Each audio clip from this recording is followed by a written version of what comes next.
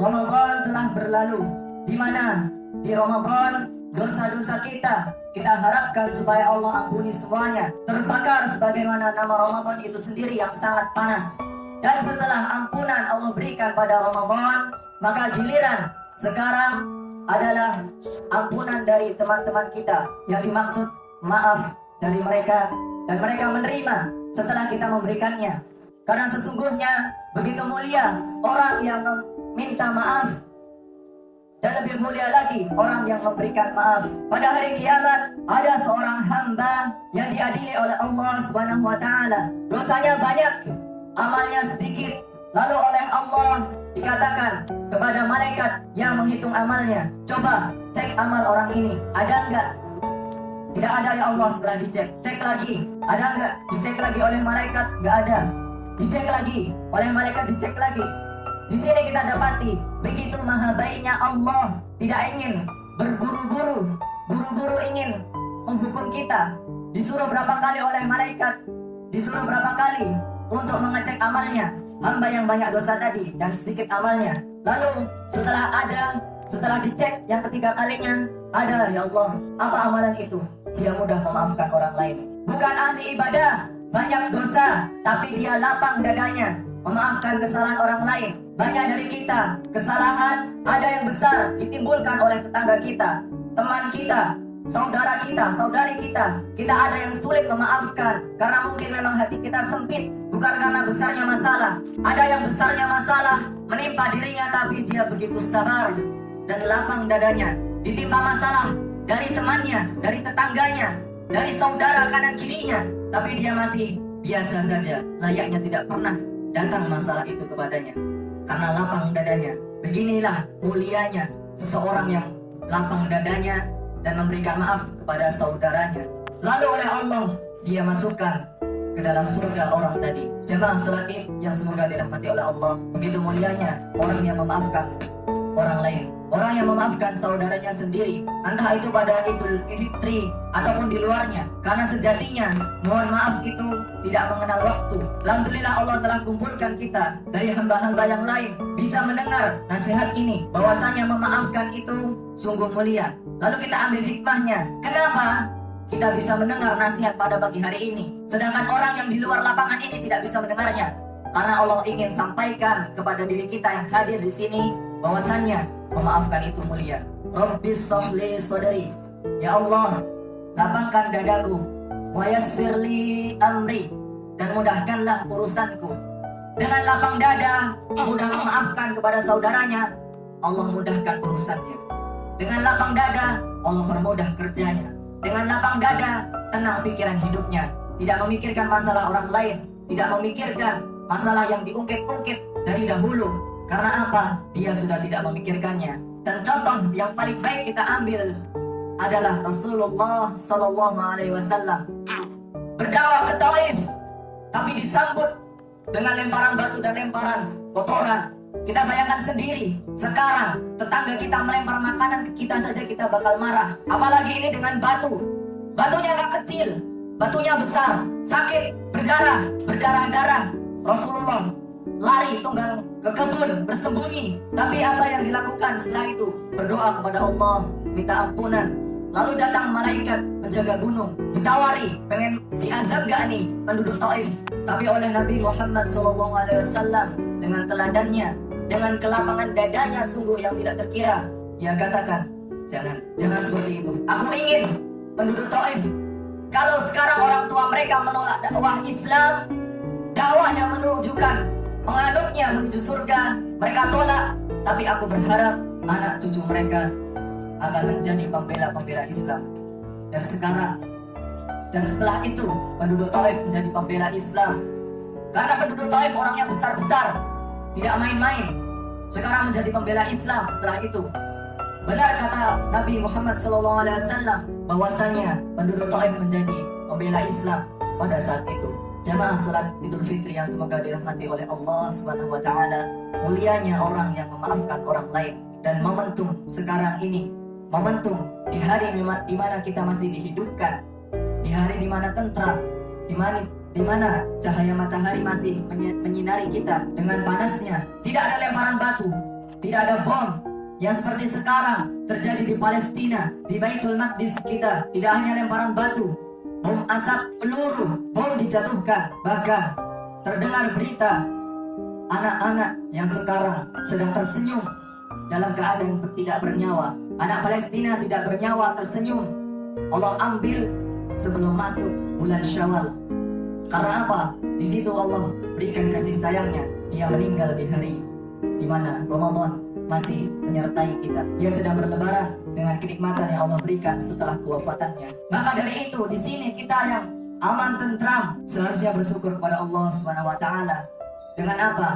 Mengamalkan semua yang kita tahu tentang Islam ini, termasuknya memaafkan orang lain bila orang lain memiliki salah ke kita. Cara mudah untuk memaafkan, ingat-ingat kebaikannya. Jadi kita tidak terpikirkan kesalahannya. Sekarang perceraian makin tinggi, permusuhan terjadi di mana-mana. Karena apa? Orang tidak memikirkan kebaikan orang lain. Ada batasannya ketika Allah menyuruh untuk membunuh seseorang yang kesalahannya sudah di level agama. Allah menyuruh juga untuk memaafkan bila itu di luar agama.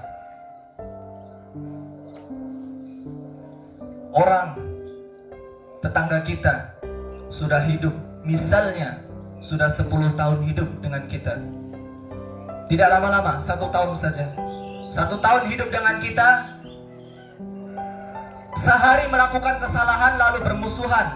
Apakah pantas 11 bulan 29 hari kebaikannya lupa begitu saja? Teman kita sudah berteman 5 tahun, gara-gara satu kesalahan 5 tahun itu kebaikannya ia lupakan begitu saja.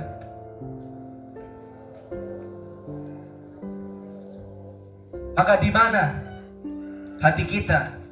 Mungkin kita kurang berdoa kepada Allah untuk memperluas hati kita supaya lapang dadanya, supaya menerima kesalahan orang lain dan mudah memaafkan apa yang Allah berikan cobaan dari saudara kita. Maka ingat, para jamaah yang semoga dirahmati Allah, bila kita menemukan kesalahan orang lain, maafkanlah karena kebaikannya mungkin lebih dari itu. Jangan karena satu kesalahan kita lepas dari itu semua. Jangan dengan satu kesalahan 4 tahun, 6 tahun, 20 tahun menjalin kebersamaan hilang begitu saja hanya karena satu kesalahan dalam waktu 1 menit. Jangan sampai seperti itu, karena Allah mengajarkan memaafkan kepada sesama kita. Allahu Akbar, Allahu Akbar, Allahu Akbar, Allahu Akbar, Allahu Akbar, Allahu Akbar, Allahu Akbar, walillahil hamd. Hamdan wa syukran lillah, wassalatu wassalamu ala rasulillah. Wattaqullah, innahu huwal ghafurur rahim. Wa asyhadu an la ilaha illallah wa annahu yursilu Muhammad yutimul akhlaq. Jamaah salat Idul Fitri, di khutbah yang kedua ini, marilah kita berdoa kepada Allah supaya Allah lapangkan dada kita, supaya Allah terima amal ibadah kita. Di samping kita melanjutkan amalan kita setelah Ramadan, karena syarat diterimanya amal pada bulan Ramadan, tanda-tandanya diterimanya amal kita adalah berlanjutnya amalan kita setelah Ramadan. Bila biasanya salat subuh berjamaah pada bulan Ramadan, salat isya berjamaah bulan Ramadan, lalu setelah Ramadan itu kita masih salat, maka insya Allah itu tanda Allah menerima letihnya kita ketika bulan Ramadan. Bila tidak, maka kita harus memperbanyak istighfar kepada Allah dan doa supaya Allah mengampuni kita dan menerima amalan kita. Lalu kita istiqomah di jalannya menuju surga bersama keluarga kita semua, bersama anak, istri, dan kerabat kita. اللهم اغفر للمسلمين والمسلمات والمؤمنين والمؤمنات الأحياء منهم والأموات إنك أنت السميع القريب مجيب الدعوات فيا قاضي الحاجات. اللهم صل وسلم على نبينا محمد. اللهم اغفر لنا واغفر والوالدينا وارحمهما يا عفو وارحمهما يا رحيم وارحمهما يا رحمن كما ربياني صغيرا. رب اشرح لي صدري ويسر لي أمري واحلل عقدة من لساني يفقه قولي. اللهم اغفر لنا ذنوبنا اللهم اغفر لنا ذنوبنا اللهم اغفر لنا ذنوبنا واجعل في قلوبنا نورا واجعل في قلوبنا نورا واجعل في قلوبنا نورا واستقمنا في عبادتك وتقبل منا ركوعنا وتقبل منا سجودنا وتقبل منا صيامنا في رمضان وتقبل منا صلاتنا في رمضان وفي خارجه وتقبل منا صدقاتنا وتقبل منا زكاتنا وتقبل منا قيامنا في ليلة رمضان في الشهر المبارك. اللهم انصر إخواننا المسلمين المستضعفين المظلومين في سوريا وفي فلسطين وفي روحينيا وفي أفغانستان وفي يمن وفي كل مكان وخصوصا في إندونيسيا يا رب العالمين. اللهم انصرنا من الكافرين اللهم انصرنا من الظالمين وانصرنا من أهل النار وانصرنا من المنافقين وانصرنا من الفاسقين وانصرنا من الكافرين الذي يهربنا وانصر إخواننا في خارج إندونيسيا وفيه وانصرهم نصرا معزرا وانصرهم نصرا معزرا وانصرهم نصرا معزرا. اللهم تقبل منا أعمالنا وعبادتنا فإنك غفور رحيم فإنك عفو. اللهم إنك عفو كريم تحب العفو فاعف عنا تحب العفو فاعف عنا تحب العفو فاعف عنا. اللهم يا مقلب القلوب ثبت قلوبنا على دينك يا مصرف القلوب صرف قلوبنا إلى طاعتك. Ya Allah, sesungguhnya Engkau maha besar ya Allah, dan sesungguhnya Engkau maha pemurah ya Allah. Kami telah letih beribadah karena kami berharap keletihan ini akan terbayar dengan jannah-Mu ya Allah. Keletihan selama 20 tahun ini, selama 30 tahun ini, selama 50 tahun ini yang Engkau telah berikan nikmat di dalamnya. Kami berharap dengan itu Engkau masukkan kami dengan rahmat-Mu ke dalam jannah ya Allah. Allahumma arhamna waghfir lana wa taqabbal kulli a'malana. Allahumma la taj'alna minal munafiqin wa la taj'alna minal kafirin wa la taj'alna minal fasiqin wa la taj'alna minal zalimin. Ya Allah, sesungguhnya Engkau maha pengampun ya Allah. Bila tidak ada yang mengampuni kami, maka siapa yang mengampuni kami ya Allah? Bila tidak ada yang memasukkan kami ke dalam jannah, maka siapa yang bisa memasukkan kami ke dalam jannah ya Allah? Engkau maha berat siksanya ya Allah. Jangan masukkan kami ke dalam neraka ya Allah, karena kami tidak kuat di dalamnya, dan kami memang tidak pantas masuk ke dalam surga. Tapi jangan masukkan kami ke dalam neraka ya Allah. Ya Rabbal Alamin, Engkau menguasai seluruh alam ini. Engkau yang menguasai kami. Engkau bisa sewaktu-waktu mengambil nyawa kami ketika kami sedang bermaksiat.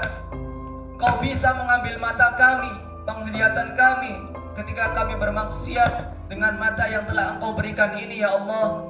Tapi Engkau masih tunda setelah maksiat itu supaya kami masih punya kesempatan untuk bertaubat kepadamu ya Allah.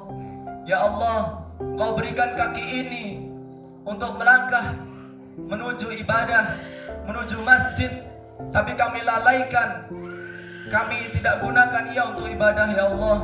Tapi Engkau tidak ambil kaki ini karena Engkau kasih sayang yang Engkau berikan kepada kami sungguh besar ya Allah. Engkau tidak ambil kaki ini karena Engkau sungguh Maha Pemurah ya Allah.